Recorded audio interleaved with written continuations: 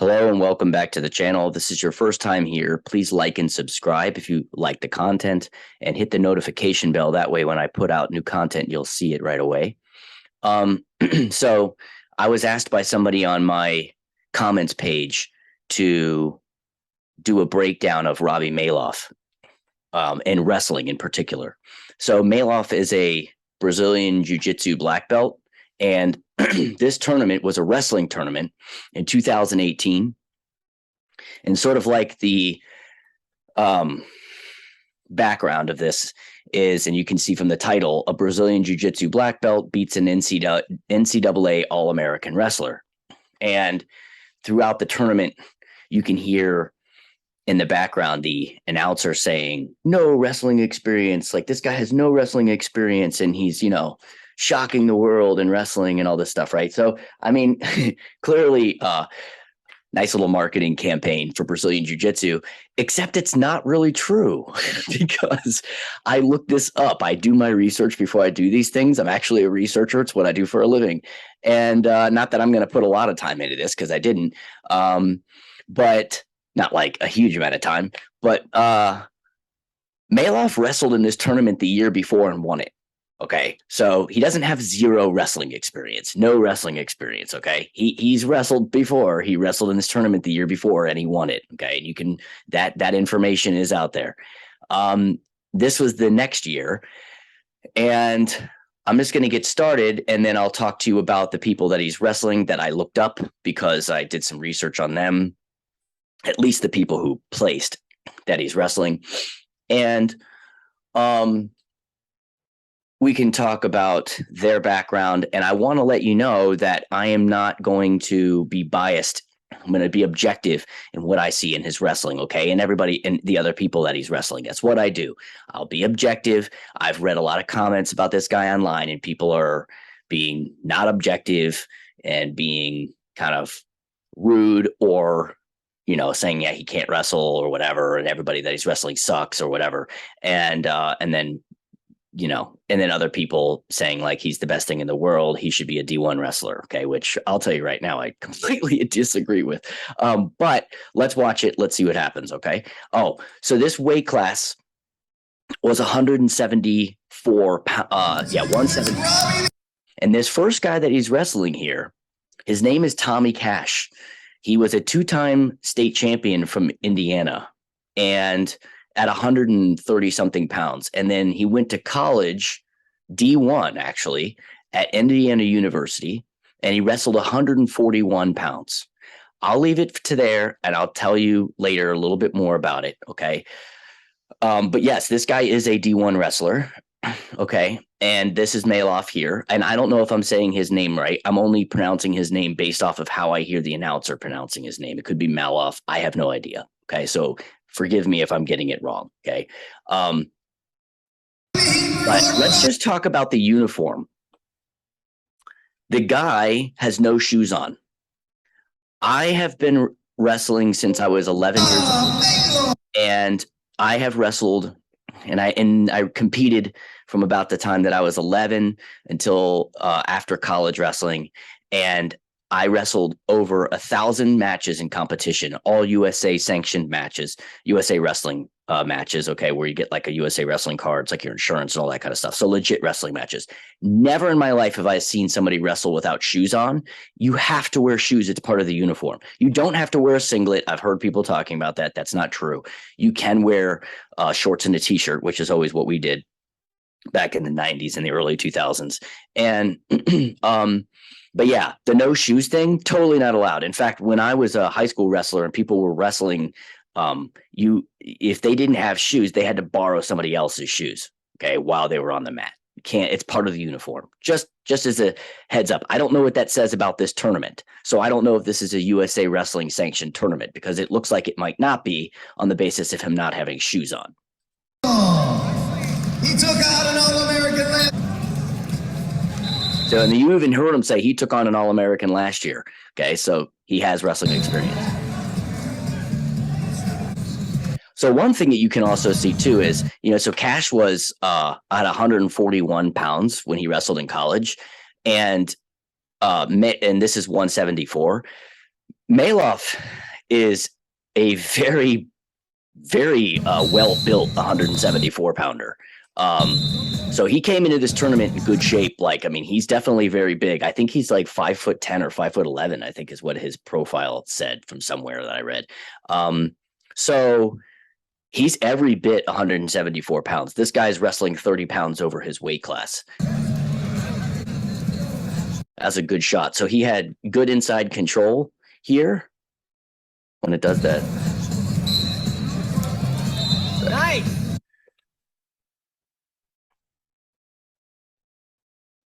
Okay, so he kicks out of that. No shoe. Okay, I'm going to put that out there. Okay, and I know this because I do jiu-jitsu, and after all the years of wrestling, I can tell you. So he wasn't controlling this hand. That's something that I would have liked to do. I actually show that in one of my videos where I control, actually a few, but I control that hand. It helps to get past that defense on the way in. And you can see Malof already has the defense. Actually, he gets past it. No kidding. See that? Look at that. He's completely past it.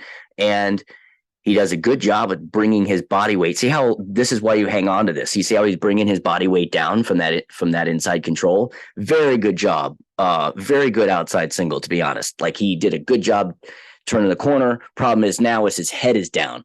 Okay, he would want to lift his head up. That's a no right there. Okay, so for those of you who are watching, but he looks like he's trying to climb up above the knee here with his hand, which is the proper thing to do. Okay. And Malof sees his opportunity to kick out, and he does.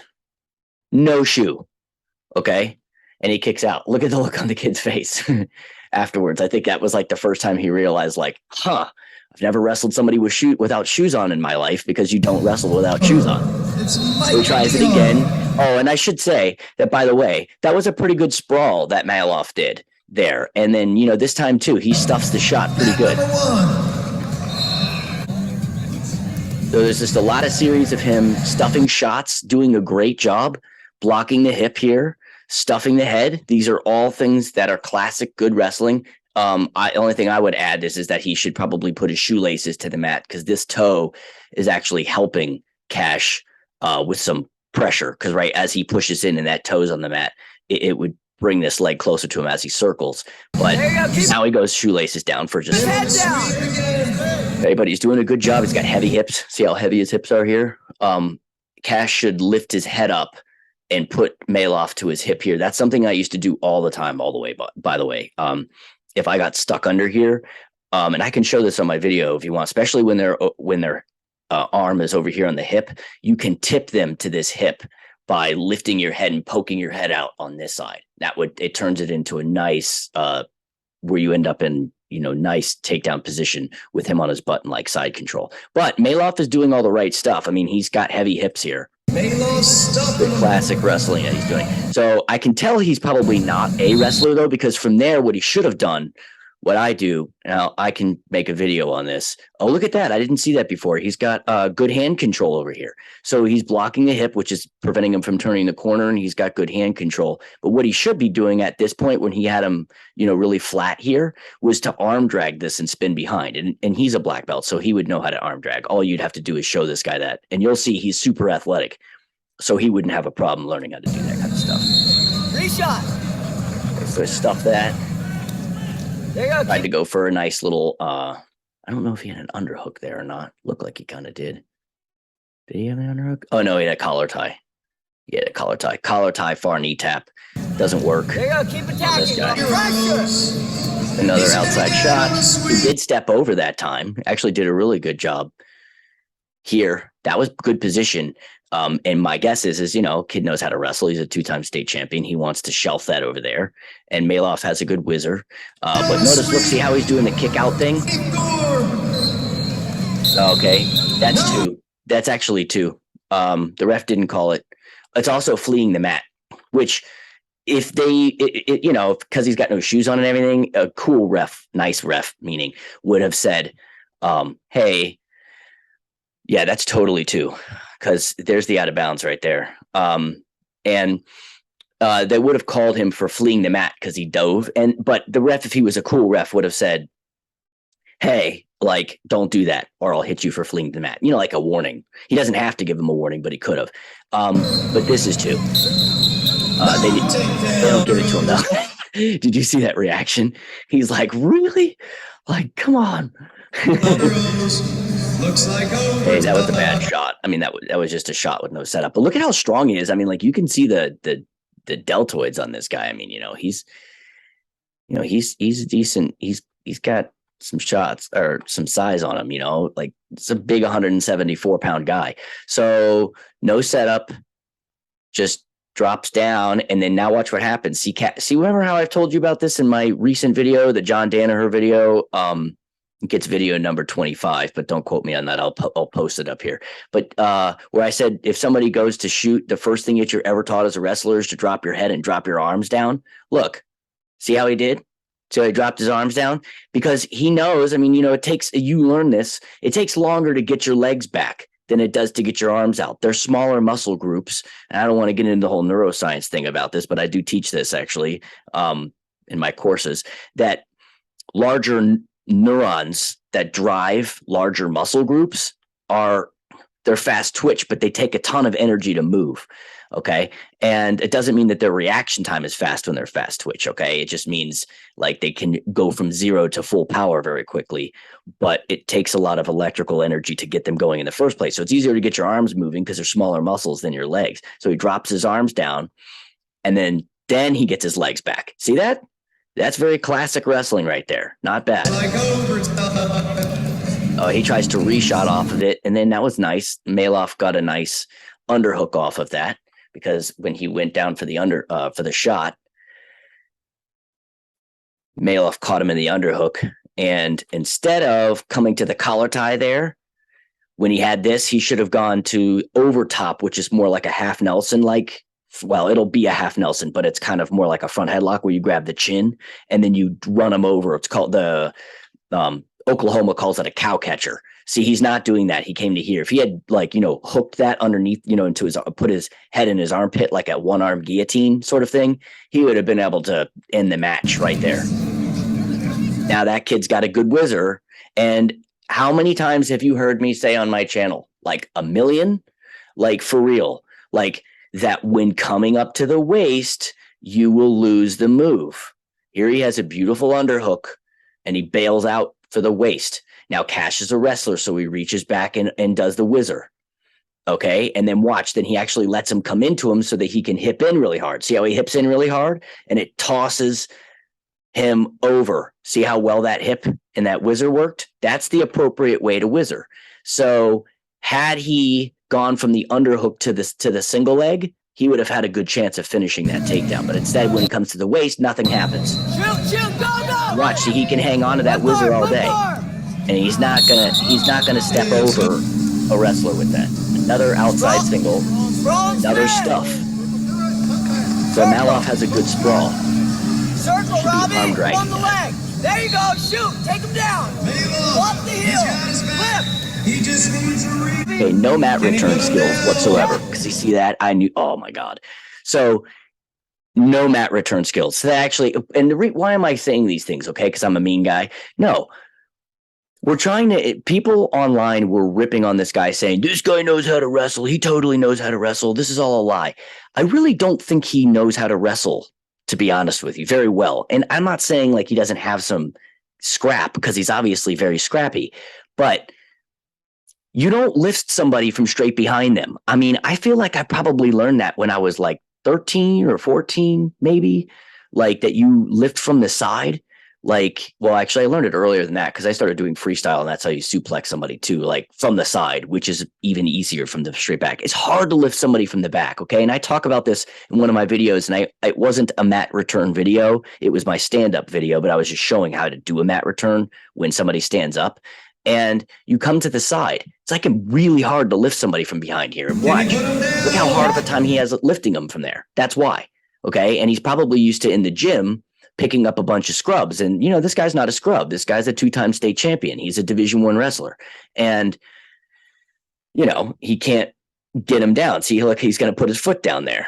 Up, didn't work, right? Well, why? Because he should have been over there on that side, and that would have blocked that from going down. Okay, watch my video and you'll be able to see that. He went right back to his feet. And that was locking hands, by the way, just so you know. That's a loss of 1 point. So right there, see how his hands are locked before the ref blew the whistle. He's actually looking at the ref like, dude, he's locked his hands because they're still locked right here when they went to the mat. So it's a little fast for a ref to call locking hands. That's probably too fast to call locking hands. Because what is this all like? Yeah, 1 second. So he didn't call locking hands. That's fine. Okay, but that would have been, so just so you know, if you're not a wrestler, locking hands in folk style or scholastic wrestling is a point for the other guy. There's no warning. So he obviously likes shooting to that side, and he keeps trying to shoot to this side. I think Malof had control over his hand. He shoots on the side, gets stuck, and good job trying to break his lock. He does break his lock. Okay, so now from the starting position, this is how I also know that Malof isn't a wrestler. Again, not saying anything bad about him. He's a Brazilian Jiu Jitsu black belt. But you see how his elbow is over top here? That does nothing. Okay, if you want to chop somebody's arm, you put your hand there, and then you don't pull it in. You drive. You use your legs to drive him forward and just use it as a block. So way up here on the shoulder, doing nothing. He would have to do it way down here. But he's a very physical specimen. I mean, he's an extremely strong guy. And again, with the mat return problem, doesn't know how to properly mat return. Locking hands, that's definitely locking hands. So now that the ref has already seen him do it over there once, he should be doing it over here. So I think that he's probably already lost a point in this match for locking hands. That ref wasn't in the right place, but he was locking hands. Cash is having a hard time breaking this guy's grip, and I don't know why he's doing it there. I mean, he should be doubling up. Well, actually, he should have never stood up without hand control in the first place. He should have just waited for the ref to come over there so that he could get the locking hands call, to be honest. But he should be doubling up and really breaking that grip. Robby, reshoot on the leg. Okay, so notice. Okay, so all right, real quick synopsis here. Okay, I can't spend too much time, or else it's going to be a super long video. From the looks of it, doesn't it look like he just beat this guy up? Although we never saw Malof get a takedown. We never saw Tommy Cash get a takedown either. But spoiler alert, he lost that match. So, this is the power of editing. It made it look like I don't know what went on in this match. All I know is that Tommy Cash won this match because he actually ended up winning the tournament. So I saw the results for it online. I looked it up. Okay. The results are there. He won that tournament. So yeah, that really happened. So yeah, it's a little dishonest, and I think that's why some people were freaking out about it online, but I'm not so hung up on that. I don't really care. I'm not going to make this big deal about it. Whatever. Okay. What I saw is that the guy could wrestle a little bit. Okay. Not a lot. He had a good sprawl. He didn't do some of the things that like a classic wrestler might have done. He didn't spin off of any of those shots when he broke the guy's grip or anything like that. He couldn't mat return, but he did lose the match. Okay. So now he's wrestling somebody else. This guy looks really young, maybe 18 or so.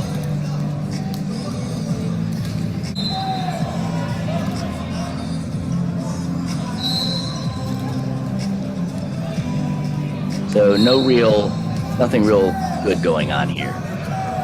Okay, right there, actually, and I'm not kidding. I've actually refed in matches before. This should have been a unsportsmanlike right there. Like that should have been a loss of a point. They should have blew the whistle. They should have told him, because like, look what he's faking like he's going to punch him, right here. They like, what's that? Like they would have said, dude, that's unsportsmanlike. So he gets an underhook. And I'm just pointing it out just because, okay. Again, not sure what that was. That almost looked like it again. And had they already warned him, they might have been like, all right, dude, next time you're out. Because, they don't need people getting in fights, because it does happen. I've seen people get bit. I've seen people get in fights, and then now he smashes him. Now he slaps him in the face and starts running his mouth. And at this point, the ref really should have intervened. He really should have. Because I don't know what went on. I can't hear it. But the kid's obviously like, what's going on? It's not that bad. It's just the other things leading up to it that, you know, he smashes him in the face and then he says something. Again, I wouldn't care. It's wrestling. You know what I mean? It's more of the other things that are leading up to it. For all I know, he was apologizing, you know. Trainer over to mat 6. Robby Malof's up again here, and he's battling again after a tough loss. Did you hear that? Did you hear that? Let's rewind that just for a second. Robby Malof is battling out again after a tough loss. So if you don't believe me that he lost the first match to Tommy Cash, there's the evidence. Plus, you can also look up online. I saw it. Okay, he did lose the first match, and maybe that's why he's pretending like he's going to punch him and all that kind of stuff, which still the ref should have probably intervened. Very bad reffing in this tournament, by the way. Robby Malof's up again here, and he's battling again after a tough loss. Okay. So this kid's not doing Sammy Williams that's not bad. Okay. Let's go back. You know, his credit, give credit where credit's due all the time. Okay. Like I said, I am not going to take anybody's sides. I could care less if this guy's not wrestled or not, right? The proof's in the pudding. No setup though. Okay. And this is really common in jiu-jitsu with zero setup. The guys don't get past the hands at all. Though this guy, he pretty much doesn't need it because this guy's hands aren't out in front of him like they should be to block the shot. So he just feints like he's going to grab the head and then he just drops down.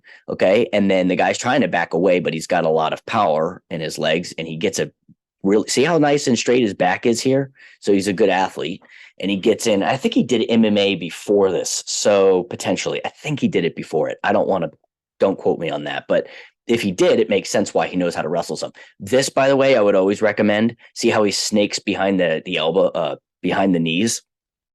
See how he's on it both ones? That snaking behind it really gives you better control. Lately, and I don't know why, I see all these guys doing it, Craig Jones and all that, they take this hand and they come up to the waist. Well, if you come up to the waist, you can't drive him across because you're not taking away his post. His leg will still be out there.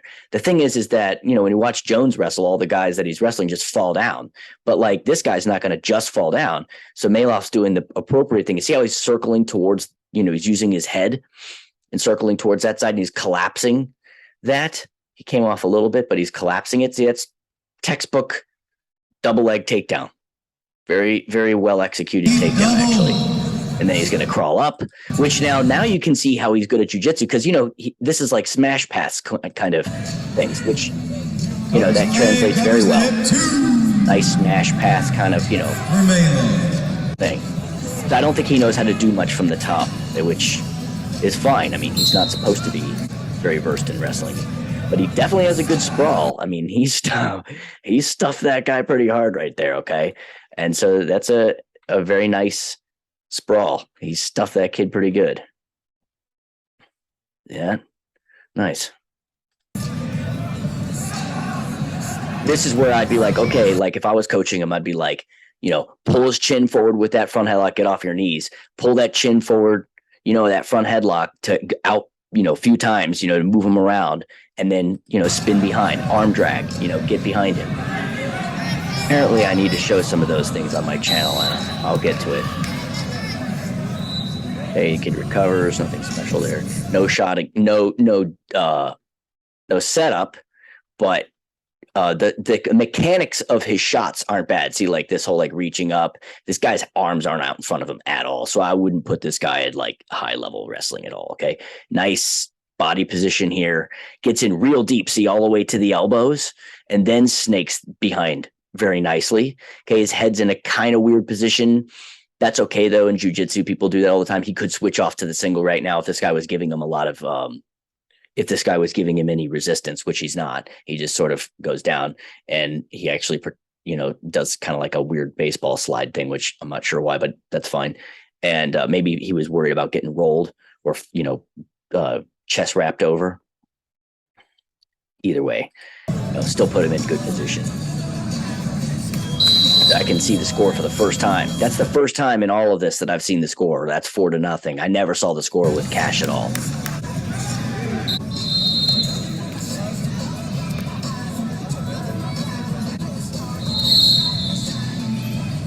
Okay, so now you can see, okay, now he wins that match. Foster Sanders. I don't know anything about this guy, and I don't know anything about the last guy either. The guy tried to do a elbow pass by. Guy pulled himself straight to his back. Tried to lat drop him, like tried to catch him. He tried to push him to the edge of the bounds and totally telegraphed it. Like, watch how bad he telegraphed this. He tried to come in, and Malof's hips are nowhere near him. Nowhere near him. You can't lat drop somebody unless you can touch your hips to theirs. So nowhere near that. And Malof saw it coming and dropped his hips down like he was supposed to. And caught him right on his back. See how he's like snaked over top there?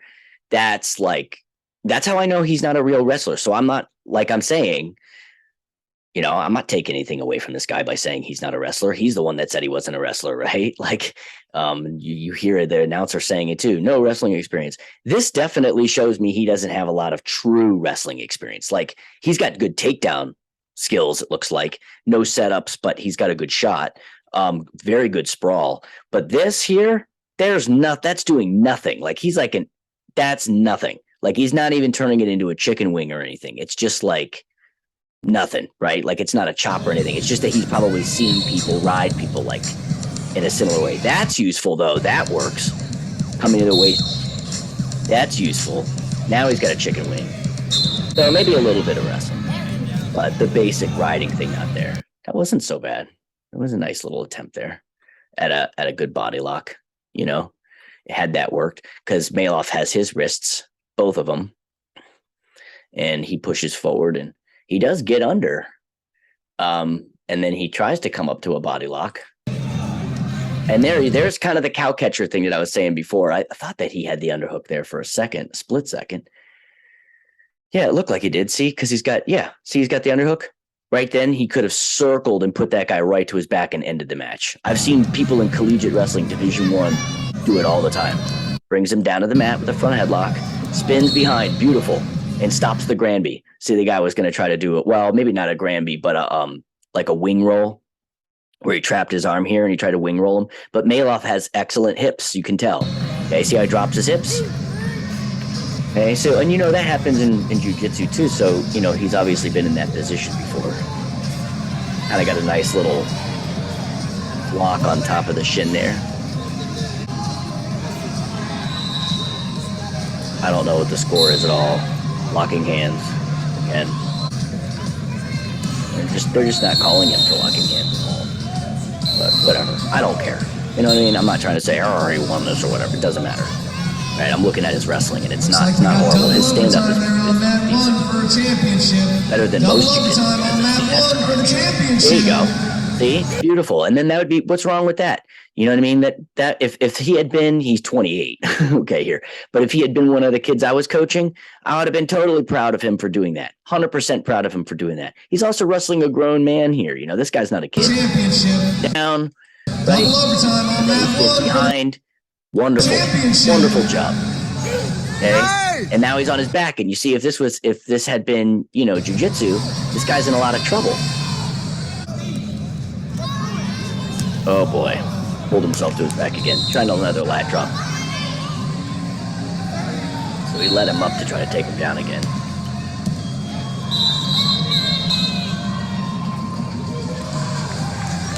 Oh, we're trying to get another takedown before the match is over. Stuff nice. See how he's walking his legs back? I'm kind of actually glad that I saw that, so that you could see if somebody's in tight. He probably feels like this guy's kind of strong. And so when the guy gets in on a good double, see, he snaked his legs too but his head's in the middle, so it's under his hips. Okay, that's classic defense. To have your head in the middle, right? So now watch. See how he's going to walk? He's going to switch hips. Hip to there, and you see how he's going to switch hips there? So he's trying to create space. He's trying to make, and it worked. Did you see how his hands came off because of that? It's like a classic, very classic way to undo the grip. See? Watch here. Yep. Nice, bro. And so he's got hand control, trying to free his hand up. So he knows how to wrestle a little bit. You know, he's going to forget what they call that. The matchstick, I think. Where you jump over. This is just showboating. So he wins that match. Wanted to make that face to the camera like he did after the last one. All right, so here's the final. Okay? For third and fourth. Not for first and second. Now, he's wrestling a guy whose name is Wayne Black. He went to Mount St. Joseph, I think. I know he's a coach there or was a coach there, but he is a Division III All-American. And he placed 8th in the country. So if you don't know about how All-American status works, it's 8th or better. Okay.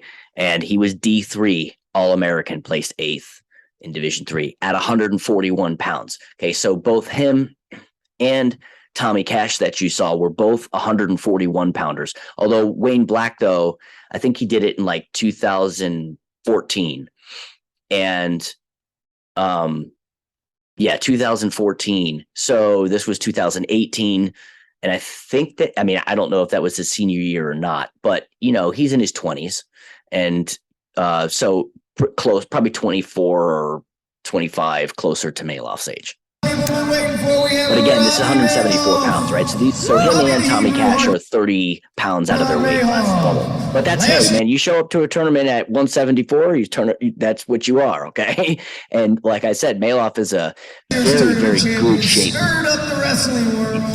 Incredible shape, actually. Cardiovascular. Right here on mat 2, no wrestling experience, no wrestling shoes. Hear that? No wrestling experience, no wrestling shoes, except that he won the wrestling tournament the year before. This is Robby Malof. So he stuffed that, that wasn't bad. I think that Wayne Black thought, I can just sort of drop down here and, because he could get past his hands and look like he came up on a double. And it looked like he was just going to try to do a blast double and run through him. But Malof has good hips and got his leg back. Wayne Black. This is, look at him. This is showboating. All-American himself. Jump right here. Truly a wrestling versus jiu-jitsu matchup versus black belt. So there, I think this is one of those things where Black was trying to use what he had available. I don't think that he on purpose came up to the waist. I think he got pulled up to the waist from the Wizard. Because remember, that's what a Wizard does. Okay, a Wizard pulls you up to the waist. So he gets on a good single, and rather than turning the corner, I think when he sprawls back and see how he pulled it up? When he pulls it up and his arm goes up around the waist, Black stands up with him and then tries to inside trip him, which is right there. Except you've seen on my channel, don't inside trip to the underhook side. You inside trip to the overhook side. I think that maybe he just thought he could do that. And because I know that this is a move where you can, because I done it too, where you bump them inside here and then you use that hand and get the far knee, but Malof has control over his hand, so it's not working. So we've already seen, Malof controls hands. He's got a good sprawl. That is a illegal choke.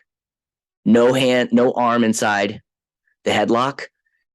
There. See that? That right there isn't a potentially dangerous call. That is a point for him. Okay. There's Tommy Cash, by the way, right there. That's 1 point for Wayne Black because of the illegal. You can't lock your hands around somebody's throat and especially lift up like he's doing. See that? He's specifically trying to choke him. And look, he just said to the ref, bro, you have to have an arm in there. So that's technically -1. Whatever, though. Like I said, I don't care what the score is. 2 All-Americans on the mat at one time. Pointing it out. There you go. Keep moving. Pressure in. There you go, Robby. Not seeing a lot of movement from Wayne Black, although I don't know because this whole thing's been edited, taking out the takedowns that other people get, obviously, because Cash won. Must have been a takedown in there somewhere. Look at that shot. and he stuffed it. So that might be actually one of the most legit exchanges in this entire thing that shows me that Malof is a legitimate athlete. Okay. And I mean, obviously he's a black belt, but like, that's not my point. Okay. I'm giving him some props if you can't tell. So, he shoots, doesn't get past his hands very well. Okay. But he shoots and he's getting on a nice double here. And look at how Malof has because he didn't get past his hands. See how he has like that shallow underhook, and he gives him the business. He gives him the hips, and he's trying to blast him through right near the edge, and he's able to get his hips out. See, look at that amount of strength that he's using there to help create that distance. And then that was a legitimate block of that takedown. That he definitely stuffed a good takedown attempt. There's nothing wrong with that shot other than he didn't get past his hands, but he did try to, I think he snapped him down. Yeah. So he did what he's supposed to do. Changed his level nice, got in deep, and stuffed it. Deep double defense at all. We're knotted up at The thing is, he stopped. He probably should have continued after it. Use it. Snap There's down, another snap. one. There's another one. See that? Second time illegal headlock. I can't remember what the rules are because it honestly doesn't happen that often. You know, with locking hands, what is it? No, wait. Okay. Locking hands 1, locking hands 2, locking hands 1, locking hands 1 again. Then maybe it's 2 and then you're out. Something like that. So maybe you get 3, maybe you get 3 times holding an illegal hold, but whatever. That's Snap still, that's down, minus snap 2. down. Because and he calls it potentially dangerous, which is not the right call. It's actually illegal. Roll out. There you go. It's a good single leg attempt. Readjusting. Oh, he's got a Kimura on the far side. He's got a Kimura. Oh my god, dude, this was illegal from oh crap, Schultz's brother, Mark Schultz. Mark Schultz basically made the Kimura illegal. Okay, and they used to let you do it for positional advantage back in the day, and then after Mark Schultz ripped somebody's shoulder to like way out, they made it completely illegal. Anybody who sees you do that is going to call an illegal hold. Like I would doubt you ever see that in any wrestling to date. Okay, so there you go. There's 3 illegal holds. That's minus 3. And I think Black doesn't know what to do with it. 126 to mat number 5. 126 to mat number 5. Stalemate.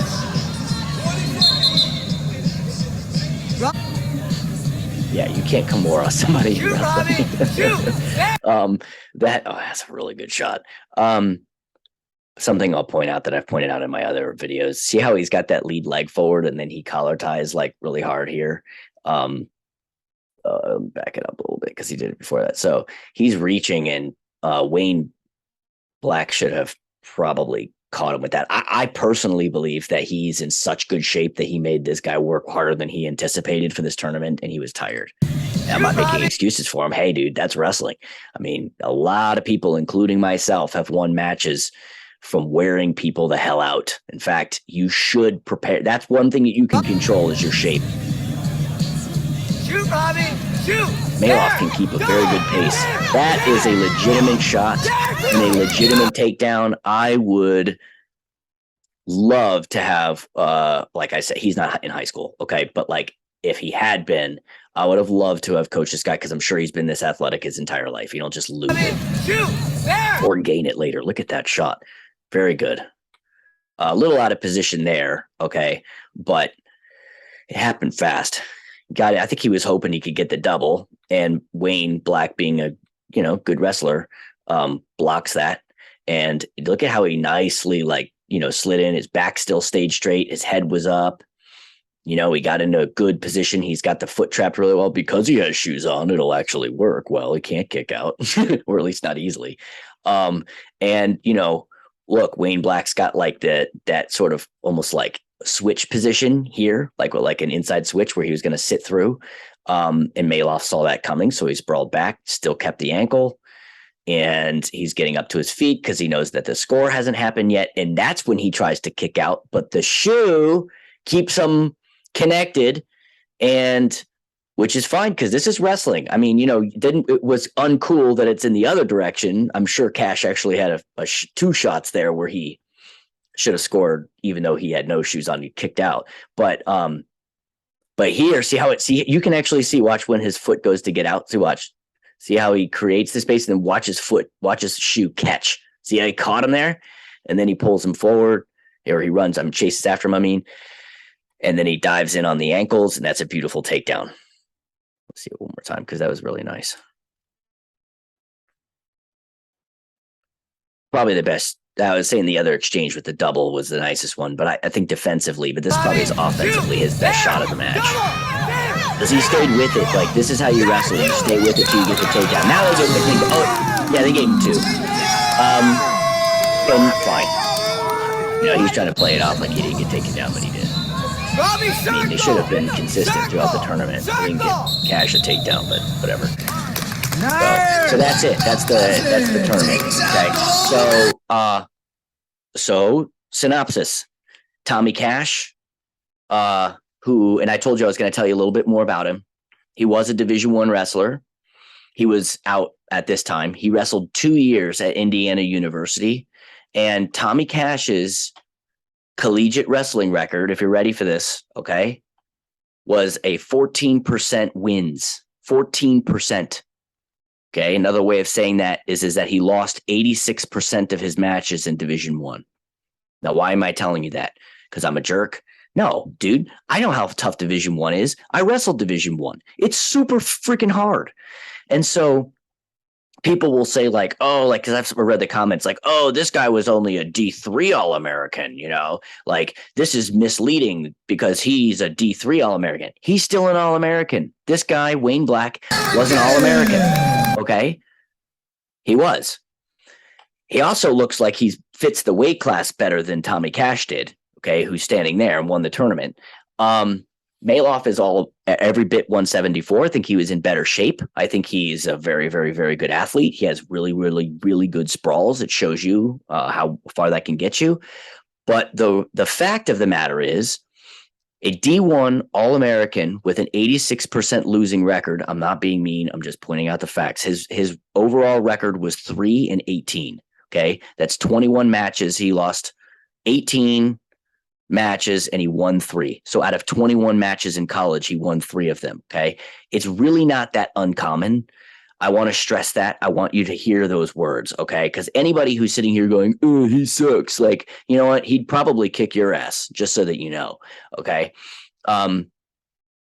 He didn't have a stellar collegiate wrestling record, but he didn't have what's very uncommon either. It's not that uncommon to have a very losing record in Division I. Okay. So, but having said that, being a D1 guy who won 14% of his matches, he wins the tournament. We have no idea how he really scored on Malof, because Malof, this is his channel. He did not show any of the scores. Okay. If you noticed, it doesn't show him ever getting taken down. It doesn't show any scores on him, because the point of this was to show, I think, was that he smashes a bunch of wrestlers when, you know, I think he did a great job. And I think he didn't have to do that. I think that he could have just played the matches all the way through. And that integrity would have gone a long way.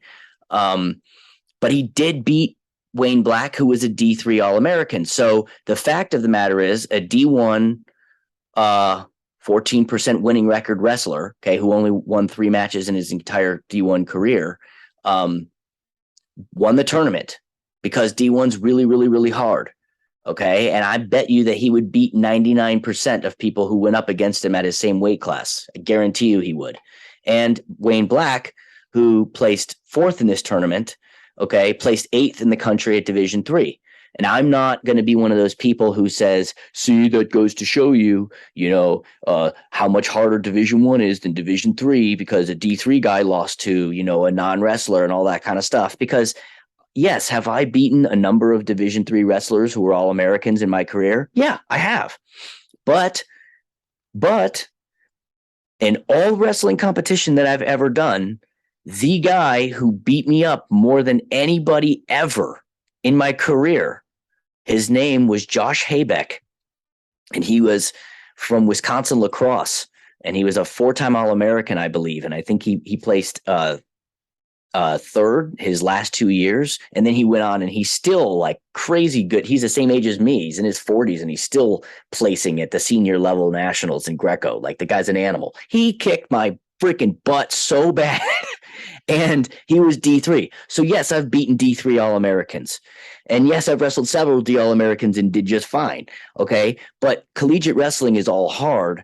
I'm just saying that, like there may be a little bit of a difference there. Well, there is a big difference. There's a difference, but I'm not going to be one of those guys who, says that somebody sucks because they're D3, because that's bullshit. Like anybody who says that, like they suck because they're, D3, like you're just sitting on your couch and you're the guy with the Cheeto fingers, like typing away on the keyboard, the keyboard finger Cheeto, whatever, Cheeto fingered keyboard warrior. Like, you're not any of those things. Like you don't have any of those accolades. So, whatever. And so it doesn't take anything away from the wrestler. If anything, it shows that Malof actually has a lot of. That's Malof. I just wanted to show you. Look at Tommy Cash coming over and congratulating him. Let's give him another round. That's some great wrestling. And that was really cool. Shows that the kid has some class. I mean, look, man. I mean, if you've wrestled as much as Tommy Cash has, as Wayne Black did, you see how they were all respectful. They didn't fight him, it was like all that kind of stuff. And Malof was really respectful too. You know what I mean? When he's on the mat, he was fighting, and he should be. Maybe a little too much of the, pretending to punch somebody and stuff, but whatever, man. I mean, the guy can wrestle some. Okay. I don't think he has like pure wrestling skills because we didn't see him ride anybody, you know what I mean? Which is sort of surprising. I'm surprised he didn't like throw in legs and then like, just try to hip somebody over with a crossface and, that somebody should have showed him that. Cause I'm sure as a Brazilian Jiu Jitsu black belt, he can ride legs. So what would I score this? Okay. I would score, remember I've done this before, like with Nicky Ryan. On a scale of 1 to 10, 1 being a JV wrestler, 10 being like a collegiate like wrestler. Keep in mind, these guys were both out of collegiate wrestling and 30 pounds away from their normal weight class that they wrestle in. I would put Malof probably at maybe like a 6.5 to a 7, and you might be like, he just beat a D1 wrestler or D3 wrestler. He didn't beat the D1 wrestler. How did he beat the D3 wrestler? Like, if he's only that, I'll tell you. Okay, the only reason that I'm not giving him a higher score is because he didn't have any riding ability or whatever in terms of wrestling. Okay, but in terms of his takedown ability and everything, he's up there. He would give. Oh, he did give a 2-time state champion a tough time. Okay. But like, there's levels to this stuff. Could you teach this guy how to be a level 10 wrestler? No problem. Easily. I could coach this guy for a few months in wrestling. And I do think that if he was coached for months in wrestling, that he wouldn't win any collegiate wrestling tournaments, but he would be in them. And he would, with proper coaching of actually the rules of wrestling, not locking hands, not doing chokes, not pretending to punch people, because this isn't a very high level tournament. But he did wrestle 2 guys that have had legit wrestling experience. I mean, they should have handled him better, but they couldn't because he was so physically gifted, I think. Okay. So I think he's like around a 7. And that would put him at like, being able to, well, he's 28, so I can't really say like high school state champion, but he's up there. Like, he knows how to wrestle. He's got a great sprawl, man. That counts for a lot. You don't need to have all the tools in the bag to be able to win wrestling matches.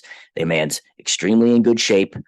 He is very strong, very athletic, and he had some pretty good shots. That shot that I saw him do over there on the edge of the bounds, like, yeah, that probably could win if he had been that good in high school. I've seen people win states with that level of wrestling. Okay. So I don't know if people want me to trash him because he's a non-wrestler and that the wrestling community is going to get all mad at me. But from what I saw on his takedowns, I mean, there was a guy that I saw in high school who was a 3-time state champion, and all that guy did was post when people reached out and did a single leg, and he let him go. And that was it. And he won 3 state titles with 1 takedown type. Okay. And scrap. And this guy, you could teach him how to do a few more things. Yeah, he's up there. Okay. So in terms of BJJ wrestling, he's like a god, in terms of wrestling, he's pretty good. A few more things like to refine his wrestling and he would have done pretty well. Is he D1 caliber? No. Could this guy have gone D3 and with proper coaching and gone somewhere? Hell yeah. And in fact, I would even so say as if he went D1 and he was a legit wrestler and had the legit training, yeah, he's got all the athleticism to be able to do it. Okay. So that's my